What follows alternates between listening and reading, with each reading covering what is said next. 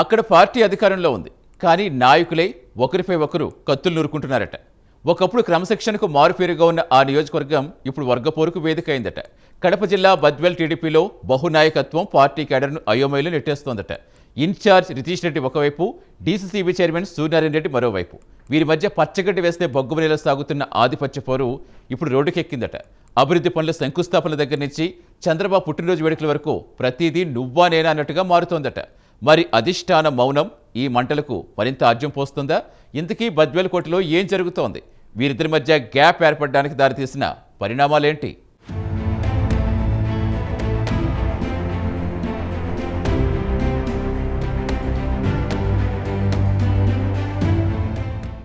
కడప జిల్లా బద్వేల్ తెలుగుదేశం పార్టీలో గత 6 నెలలుగా ప్రశాంతత కరువయిందంట.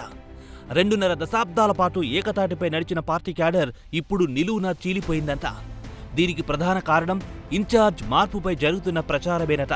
ప్రస్తుతం ఇన్ఛార్జిగా ఉన్న రితీష్ రెడ్డికి వ్యతిరేకంగా ఒక వర్గం తయారవడం, వారికి డీసీసీబీ చైర్మన్ సూర్యనారాయణ రెడ్డి అండగా నిలవడంతో నియోజకవర్గంలో రాజకీయ సెగలు పుడుతున్నాయంట.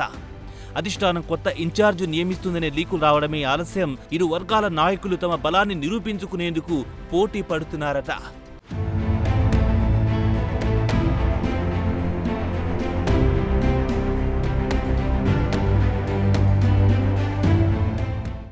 ఇక రితీష్ రెడ్డి తన ఉనికిని కాపాడుకోవాలని చూస్తుంటే సూర్యనారాయణ రెడ్డి వర్గం తామే అసలైన శక్తి అని చాటి చెప్పే ప్రయత్నం చేస్తోందంట.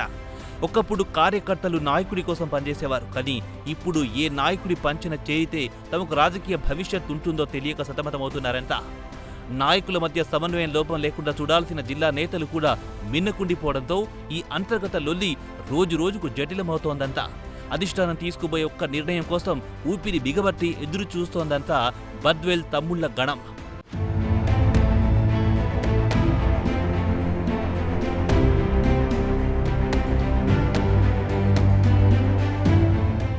ఇటీవల జరిగిన కొన్ని సంఘటనలు ఈ వర్గపోరు ఏ స్థాయిలో ఉందో కళ్లకడుతున్నాయి. పట్టణంలో సీసీ రోడ్ల శంకుస్థాపన వ్యవహారం రణరంగాన్ని తలపించిందంట.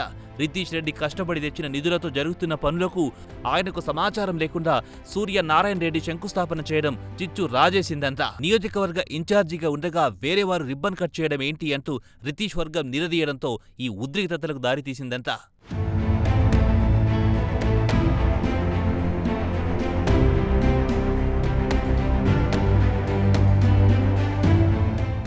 ఇదే క్రమంలో చంద్రబాబు పుట్టినరోజు వేడుకలు కూడా వర్గ ప్రదర్శనగా మారాయంట. రితీష్ రెడ్డికి జమ్మలమడుగు ఎమ్మెల్యే ఆది నారాయణ రెడ్డి మద్దతు తెలపడం ఇక్కడ కొత్త సమీకరణాలకు తెరలేపిందంట. బీజేపీ నాయకుడైన ఆది నారాయణ రెడ్డి రితీష్ తరపున ప్రచారం చేయడంపై సూర్యనారాయణ రెడ్డి వర్గం గుర్రుగా ఉందంట. దీనికి ప్రతిగా సూర్యనారాయణ రెడ్డి వర్గం కూడా భారీ ఎత్తున భోజనాలు, వేడుకలు నిర్వహించి తమ పట్టును ప్రదర్శించిందంట. చివరకు సొంత పార్టీ నాయకులే ఒకరిపై ఒకరు పోలీస్ స్టేషన్లో కేసులు పెట్టుకునే వరకు వెళ్లారంటే ఇక్కడ ఆధిపత్య కాంక్ష ఎంతలా ముదిరిపోయిందో అర్థం చేసుకోవచ్చు. పాతతరం నాయకులు వీరారెడ్డి అనుచరులు సైతం వర్గాలుగా విడిపోవడం పార్టీ మనుగడకి ప్రశ్నార్థకంగా మారుతోందంట.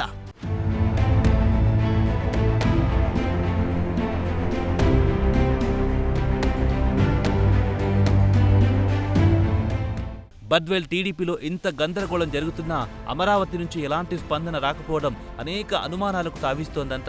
నియోజకవర్గాల పునర్విభజన జరిగే అవకాశం ఉండడం లేదా భవిష్యత్తులో పొత్తులపై సమీకరణాలు మారే అవకాశం ఉండడంతో అధిష్టానం వేచి చూసే ధోరణి అవలంబిస్తోందని విశ్లేషకులు భావిస్తున్నారు. రిపోర్టుల ప్రకారం ఇన్ఛార్జుల మార్పు ఖాయమని ప్రచారం జరుగుతున్నా అధికారికంగా ఎలాంటి ప్రకటన రాకపోవడంతో అడకత్తెరలో పోకచెక్కలా తయారైందంట కార్యకర్తల పరిస్థితి. సూర్యనారాయణ రెడ్డి పట్ల అధిష్టానం సానుకూలంగా ఉందనే సంకేతాలు రితీష్ రెడ్డి వర్గాన్ని కలవరపెడుతున్నాయంట.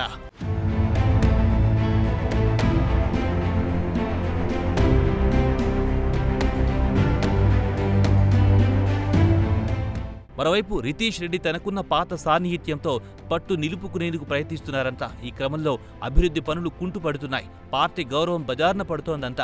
ప్రత్యర్థి పార్టీలు ఈ గొడవ చూసి నవ్వుకుంటుంటే టీడీపీ కేడర్ మాత్రం ఈ పంచాయతీ ఎప్పుడు తెగుతుందో అని దిక్కులు చూస్తోందంట.